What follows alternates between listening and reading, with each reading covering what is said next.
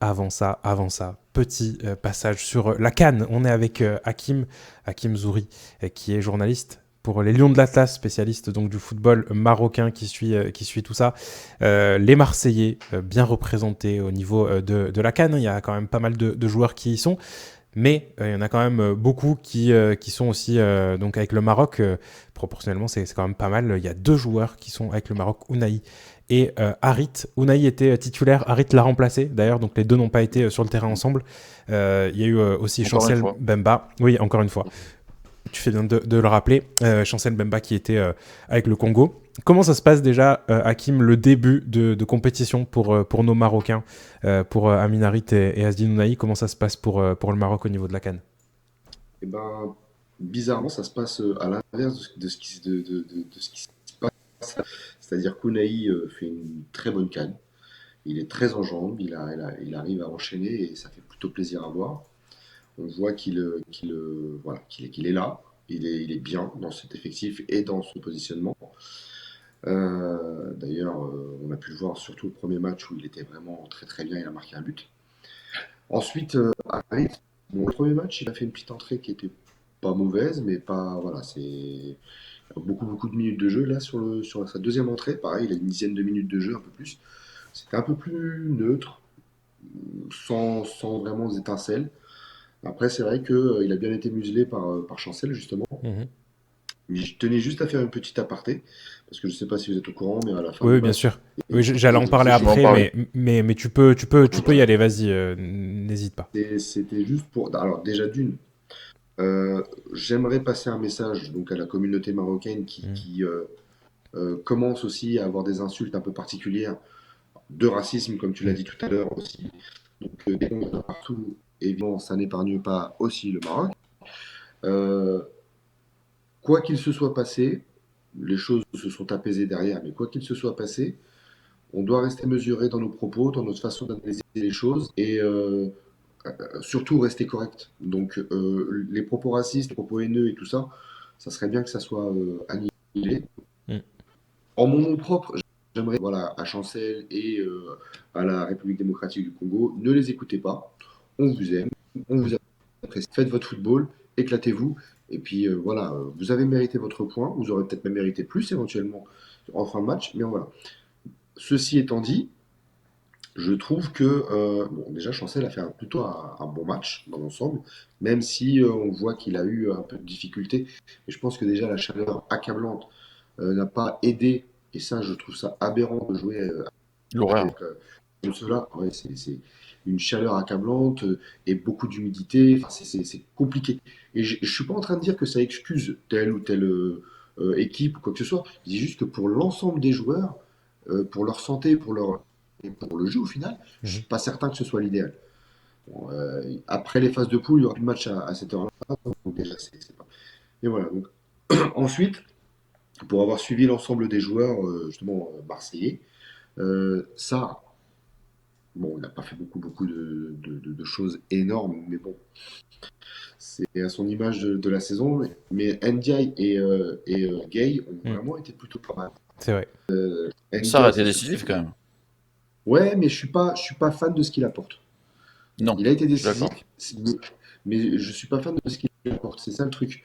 C'est que, alors, on peut critiquer plein de monde. Un attaquant, il suffit qu'il marque pour dire il a réussi son match. De toute façon, on lui demande que ça. Mais un gars comme ça, il doit apporter plus. Donc c'est pour ça que je suis peut-être un peu plus exigeant avec lui. Un gars comme Ndiaye, il a peut-être pas marqué, mais il apporte beaucoup plus. Et surtout en un temps de jeu plus réduit. Donc, voilà, il arrive à se mettre en valeur. Un gars comme Gay, malheureusement, si on l'a plus dans l'effectif, ça va se sentir parce que ce qu'il est en train de faire à la CAN, c'est vraiment pas mal. Mhm. Mm. C'est fort. Ounahi, c'est vraiment très bien aussi. Harit, c'est peut-être un peu plus compliqué, mais en même temps, il rentre que dans les fins de match, etc. Donc voilà, c'est pas un titulaire au Gragui. Donc voilà, c'est comme ça. Il a son 11, il a cette façon de jouer qui lui sied pas forcément le. Donc puis après, ben, faut déloger les joueurs qui arrivent à faire les choses plutôt pas mal. Donc voilà, c'est une canne qui partait, on va dire, d'un niveau qui me semblait être correct, qui me semblait être plutôt pas mal. Et puis finalement, je trouve que ça se tasse. Euh, Mhm. Peut-être que c'est dû à la chaleur aussi, peut-être Mhm. que c'est dû à des choses comme ça qui font que. Mais je trouve que le niveau général semble se tasser un petit peu. Et il y a aussi la crainte. On a pu le voir avec le match de l'Algérie où il y a la crainte de perdre, surtout sur la deuxième rencontre, où Mm. ils ont été inhibés en fait. Et ça leur a pas permis à cause du premier match où ils ont fait match nul, le deuxième match commençait à devenir un petit peu plus décisif. Donc ça a inhibé un peu leur niveau de jeu, leur façon de jouer. Un Riyad Mahrez peut-être qui ne produit pas ce qu'il devrait produire aussi.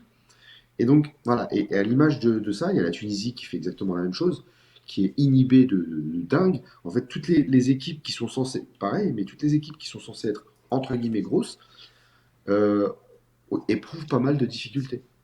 Je ne sais pas si vous avez vu le Cameroun, Oui. c'est pas flamboyant, c'est pas génial, voilà. Mais même la Côte d'Ivoire chez elle, hein, le match contre le Nigeria, je ne sais pas si vous avez vu, c'était quand Mm. même. Voilà, je suis déçu de cette deuxième journée en fait. Autant la première journée me semble être prometteuse, autant la deuxième journée c'est plus compliqué. Donc voilà. En tout cas, nos Hollandais se comportent plutôt pas mal. Euh, pour la plupart.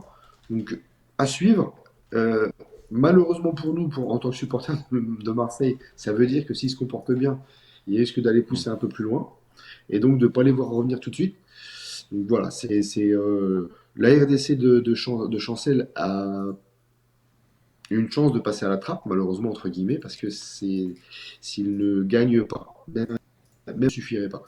S'ils ne gagnent pas, ils sont pas sûrs de passer du tout. Parce qu'un nul. Bon, après, les meilleurs troisièmes, mais les meilleurs troisièmes, je pense Oui, c'est que ça ça. va Il y se a les jouer. meilleurs troisièmes quand même. Ouais, mais ça va se jouer a priori aux alentours de 4 points, j'ai l'impression, par rapport à ce que je vois sur les Mm. groupes. Donc ça peut être assez compliqué. Après, on sait jamais, hein, mais je pense qu'ils ont les moyens de gagner. Au vu de ce qu'ils ont produit face au Maroc, sincèrement, il y a une équipe quand même assez costaud. Parce que jouer justement la Coupe du Monde, et on avait vraiment été au-dessus. Mais vraiment, vraiment au-dessus. Et même Bakambu qui rate un penalty, bon, Mm. la touche légèrement. Donc la CAF lui a Mm. accordé un arrêt. Donc, c'est vrai que Bakambu l'a très mal tiré, enfin, pas assez bien en tout cas. Donc vous voyez, ça s'est joué à pas grand-chose aussi pour la RDC. Donc voilà, je suis plutôt optimiste pour les Marseillais dans la CAN, mais donc optimiste pour Marseille et récupérer ses internationaux assez rapidement. Ouais, ça va être compliqué. Bah, après là, tu parlais bien de Pape Gueye. Est-ce que tu penses qu'il peut encore y avoir une chance là de prolongation? Parce qu'il y a eu des infos là, notamment ce matin de Téléfoot qui parlaient de discussions qui sont toujours en cours, Oui. de lui qui se laisse aussi la réflexion au niveau de la fin de la CAN, etc. C'est vrai qu'il a des belles performances. Ça peut attirer aussi d'autres clubs, ces performances-là. Alors oui, il y a toujours des discussions. Les discussions ne sont pas rompues, comme on a pu l'entendre à un moment donné. Il y a eu à un moment donné cette sensation que l'OM avait fait sa dernière offre. En fait, l'offre est toujours la même. Gay ne l'a pas refusée. Et il a fait voir a priori qu'il était dans cette période de réflexion. Est-ce que c'est pour gagner du temps et puis essayer de parce que là, dès aujourd'hui, il négocie avec d'autres clubs, hein, il a le droit. Est-ce que c'est pour gagner du temps afin de négocier ou est-ce que c'est vraiment dans l'optique d'essayer de trouver un compromis avec l'OM? J'aime à croire que ça sera ça, on va dire, même si je suis un peu pessimiste quand même malgré tout, parce que c'est des discussions très éloignées. Donc on a bien vu que quand il y a envie d'accélérer les choses, on n'a pas envie Mm. d'avoir ce genre de discussion pendant une compétition internationale. Mm. C'est rarement bénéfique, c'est souvent contre-productif pour le joueur parce qu'en général il a la tête ailleurs. Moi je suis impliqué dans son équipe, donc est-ce que c'est vraiment des discussions qui vont apporter quelque chose ou pas? Je suis pas certain. Mais ça reste que mon avis pour l'instant. Donc, moi, des infos que j'ai, c'est que les discussions sont encore en cours. Donc, a priori, une petite possibilité encore. Mais voilà, c'est compliqué. Et je pense qu'au vu de ses performances, comme tu le disais, Ariane, ça attise la convoitise. Et les clubs anglais ont commencé déjà à se mettre sur les rangs. Donc, ça va être assez compliqué de s'aligner sur les offres anglaises. Ouais, malheureusement. Nico, est-ce que tu le verrais comme presque une trahison, le fait que Pape Gueye rejoigne un autre club ou en tout cas ne prolonge pas à l'OM parce que l'OM l'a quand même soutenu dans cette phase qui était compliquée pour lui. On pourrait le voir quand même un peu d'un mauvais œil, non? Alors, trahison, c'est un mot fort, hein, mais Ah, déception. j'en ai vu quand même aller très loin dans tout ça, donc c'est pour ça que j'essaie Oui, de trouver un mot. c'est pour ça qu'on essaie de temporiser un peu ce genre C'est de ça, choses ouais. aussi. Ce serait une déception parce que clairement, l'OM l'a soutenu, l'OM lui a fait confiance. Alors, ça a aussi des limites. Moi, je trouve que Gattuso, quand même, l'a vraiment pas utilisé quand il revient. On l'attendait tous un peu comme un maillon supplémentaire au milieu de terrain. Finalement, on l'a pas vu, pas assez à mon goût en tout cas. Et je trouve que le message, il n'a pas été positif pour lui en tout cas. Tu lui as pas envoyé un message en disant, ben, tu vois, notre coach, il compte sur toi. Là, c'est plus, ben, tu sois là ou pas là, finalement, on s'en fout. Donc je trouve que le message est négatif. Maintenant, c'est dommage, ouais, parce que c'est un joueur. Moi, j'ai vu le match du Sénégal. Franchement, il fait un match assez énorme à la récupération. Derrière, il a solidifié la défense sénégalaise vraiment comme il faut. Et c'est vraiment un joueur qui progresse. Donc c'est dommage. Moi, je pense pas qu'il reste. Ça serait une surprise pour moi maintenant aujourd'hui. Il a toutes les cartes en main, comme tu disais, Hakim, pour choper un plus gros salaire ailleurs. Donc je le vois plutôt partir. Et là, il dit j'attends la fin de la compétition, mais la compétition, il y a quand même des chances pour le Sénégal qu'elle se termine après le 31 janvier. Donc ça sera terminé le mercato à ce moment-là. Donc lui, vu qu'il sera libre, il peut toujours négocier. Mais bon, si l'OM veut le vendre avant cette date-là, ça paraît compliqué du coup, par contre. Exactement. Et pour revenir sur le Maroc, j'ai pas vu le match en entier, mais au niveau du scénario, j'ai vu que le Maroc avait ouvert la marque assez rapidement, et finalement après ça a été un match un peu plus attentiste, si j'ai l'impression, Hakim, tu vas me confirmer, et la RDC revient un peu dans le match à la fin, et il y a cet énorme embrouille, là tu en as parlé, avec les réactions qui sont toujours décevantes, hein, des cons il y en a partout comme tu dis, mais je sais pas si vous avez vu les déclats de Mbemba en zone mixte et aussi de Regragui en conférence de presse. Mbemba, il a pas voulu trop dire de choses, mais il a quand même sous-entendu qu'en gros, lui, il faisait juste sa prière à la fin du match et qu'il s'est fait un peu agresser verbalement. Il n'a pas voulu critiquer Regragui, il a dit, c'est ce qu'il a dit, ça sortira, machin. Il n'a pas voulu envenimer la situation. En plus, je trouve qu'il a été plutôt gentleman comme on le connaît, Mbemba là-dessus. Maintenant, ce qu'ils se sont dit, on saura jamais vraiment. Mais voilà, c'est quand même parti en sucette. Est-ce qu'il y avait une tension comme ça? Moi, parce que j'ai pas vu le match en direct, j'ai juste vu un résumé. Est-ce qu'il y avait une tension dans ce match-là à la fin qui peut justifier cet accrochage? Parce que ça paraît assez étonnant. C'est un mec cool, Mbemba à la base. Ouais, non, il y avait pas particulièrement de tension sur cette rencontre. On va dire que ça s'est joué de manière un petit peu, voilà, virile, mais sans animosité particulière. Et puis après, sur ce qu'a dit Walid aussi, c'est, voilà, il n'y a pas de, a priori, il y aurait une incompréhension, je pense, hein. Après, sur ce qu'on voit sur les images, Walid lui aurait dit, regarde-moi dans les yeux quand je te parle, parce qu'apparemment, il s'en allait ou je sais pas quoi. Et Ouais, ils puis se c'est sont à ce serrés la moment-là main. voilà, que Chancel bon, a fait un geste bizarre, etc. Enfin bref, je ne sais pas du tout ce qui s'est passé, ce qui s'est dit, parce que personne ne veut aller dans le sujet. Mais une fois passé ça, ce que je comprends pas, c'est l'après, la façon dont ça s'est un Mmh. petit peu allumé. On a bien vu qu'il y a eu pas mal de tensions entre les joueurs. Bon, ça s'est heureusement vite calmé derrière.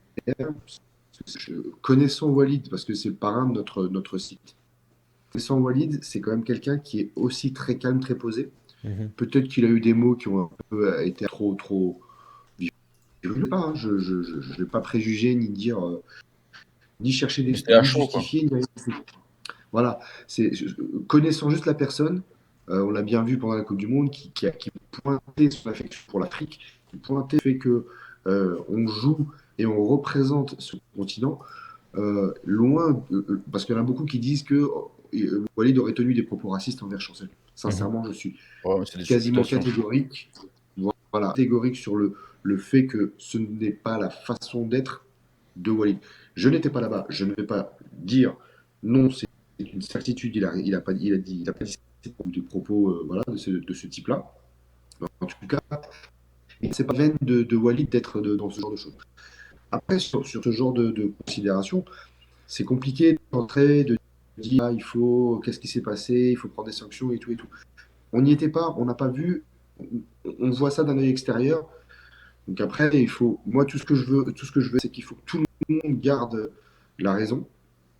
Tous ceux qui entrent dans des polémiques, dans des choses, et qui finissent par dire des propos qui sont hors de propos, justement, de réfléchir et de justement se dire que ça peut blesser, ça peut choquer, et ça n'a rien à faire avec l'histoire du sport. Mm. On gagne, on perd, on est déçu, on est triste, on est content, on est heureux.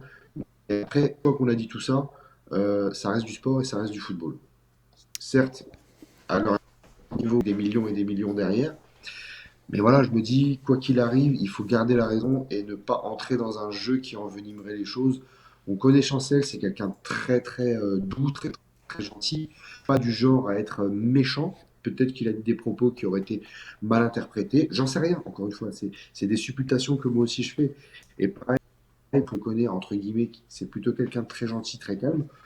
Encore une fois, il a peut-être pu dire quelque chose qui a été méchant aussi, j'en sais rien. Mais quoi qu'il arrive, nous, derrière notre écran ou derrière, voilà, restons des supporters, ne mélangeons pas tout, et puis faisons preuve aussi de raison pour pouvoir se dire que voilà, c'est bonne chance à chacun, et on Mm. continuera à regarder la CAN de la façon la plus positive possible. Exactement, c'est bien de terminer un peu sur ce genre de propos parce que bah, ça va un peu dans tous les sens, comme tu l'as dit sur les réseaux sociaux aussi. La communauté marocaine qui est partie un peu en vrille également. Donc voilà, restons soudés aussi parce que c'est aussi comment dire, la célébration du football africain, c'est ce genre de compétition et il faut vraiment que ça reste comme ça. On en parlait notamment avec Massimo qui était là avec nous jeudi, qui parle un peu de Tunisie, Mali et qui avait hâte de ce match. Voilà, donc restons quand même mesurés dans tout ça. Cette espèce de guéguerre des Arabes contre les Noirs, ça n'a aucun sens. Donc arrêtons tout ça et célébrons juste le football africain. Essayons d'avoir un peu des émotions. Bon, moi je supporte Positif. l'Algérie. Ouais, je supporte l'Algérie, c'est compliqué d'avoir des émotions positives en ce moment. Mais bon, on Rien va. ne cumule. Rien Ouais, ne cumule. je cumule, moi, c'est compliqué, c'est compliqué. Ouais, pour ceux qui jouent à FIFA, c'est la toti, j'en ai pas eu un seul et tout, c'est horrible. Enfin bref, allez, on va conclure cette émission. Sinon, voilà. Attends, juste un mot, 2 Vas-y, secondes. bien sûr, Nico, Il y a vas-y. juste un truc positif, moi, dans mon week-end sportif, c'est Ah. j'aime le rugby et le rugby a sauvé mon week-end. Ah ben, peut-être commencer à suivre le rugby, alors je sais pas, mais c'est compliqué. Bon, ravi en tout cas pour toi. Merci en tout cas tous de nous avoir suivis. Merci à nos subs sur Twitch. Merci aux gens qui sont revenus aussi sur YouTube. Vous avez été plutôt nombreux quand même par rapport à la conjoncture. C'est vrai. N'hésitez Merci pas à vous, les gars. à liker, à partager cette émission si elle vous a plu, à vous abonner surtout à cette chaîne, parce que on a regardé un peu les statistiques. Vous êtes nombreux et nombreuses à nous regarder sans vous être abonnés, donc allez-y, abonnez-vous, c'est juste un petit clic sur YouTube, donc n'hésitez pas. On se retrouve demain 17h30 sur YouTube, sur Twitch, sur les deux plateformes pour parler un petit peu de cette rencontre encore, parler un petit peu de Mercato, et comme tu l'as dit avec un petit invité surprise, ça va être sympa. Merci de nous avoir suivis, bonne nuit et bonne fin de week-end, même s'il reste que quelques minutes et quelques heures. Ouais, il y a plus grand monde sur le week-end, là c'est terminé. Allez, merci, bonne soirée à tous, bonne nuit, ciao ciao.